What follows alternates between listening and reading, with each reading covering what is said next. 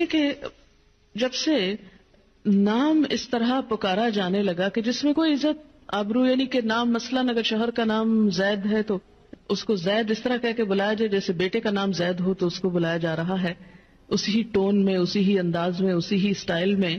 تو یہ صرف نام پکارنا ہی نہیں ہے، یہ ایک رویے کا اظہار کر رہا ہے، ایک رجحان کی بات ہو رہی، ایک تعلق اور ایک انداز کی بات ہے جو ایک بلانے کے انداز سے لے کر پھر باقی سب معاملات میں ساتھ چلتی.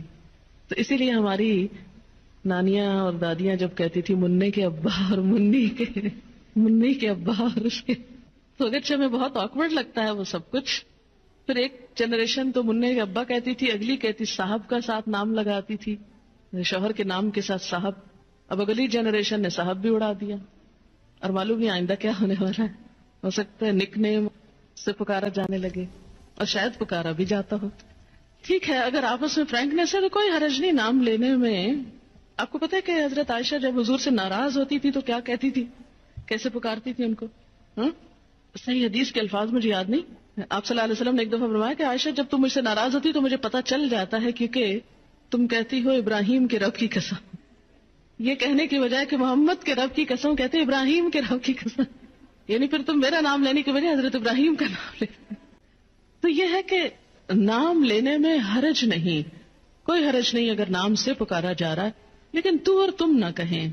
عام لوگوں کے ساتھ بھی بات کرتے ہوئے ہمارے اندر ڈیسنسی ختم ہوتی جا رہی ہے.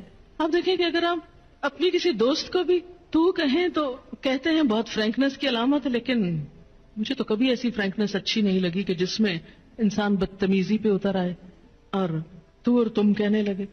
جو عزت آپ میں ہے اور ہمارے کلچر کا بھی ایک تھوڑا سا حصہ ہے کہ اس میں لفظ انگریزی میں تو یو ہی ہے ایک ہی بیچارہ، لیکن اردو میں الحمدللہ رچ ہے اردو اس سینس میں، تو بھی ہے، تم بھی ہے، آپ بھی ہے. تو ایک اچھے لفظ کا انتخاب کر لے، اور جب اللہ نے ایک درجہ زیادہ دے دیا تو عزت کا لفظ بولنے میں نقصان کچھ بھی نہیں ہوگا. جواب میں آپ بھی عزت پائیں گے، کیونکہ جب آپ کسی کو تم کہہ کے بلائیں گے تو پھر دوسرے کو بھی تم کا موقع دے رہے ہیں. پنجابی میں بھی ہے ایک لفظ، ایک تو ہے اور ایک تسی ہے. تو اس میں یہ ہے کہ یہ چیز بظاہر یوں لگ رہا ہے، یا ہو سکتا ہے آپ کو بہت ناگوار لگ رہی ہو اور آپ سوچ رہے ہو کہ ہمیں بیکورڈ بنایا جا رہا ہے، لیکن مجھے کبھی ایسے ماڈرن بننے میں کوئی خوبصورتی نظر نہیں آتی کہ جس میں گستاخی شامل ہو جائے. گستاخ ہونا ہی کیا ماڈرن ہونا ہے؟ کیا بدتمیزی کرنا ہی کانفیڈنس کا نام ہے؟ ویڈیو کے نیچے سبسکرائب کے بٹن پہ کلک کریں، بیل کے آئیکن پہ کلک کیجئے.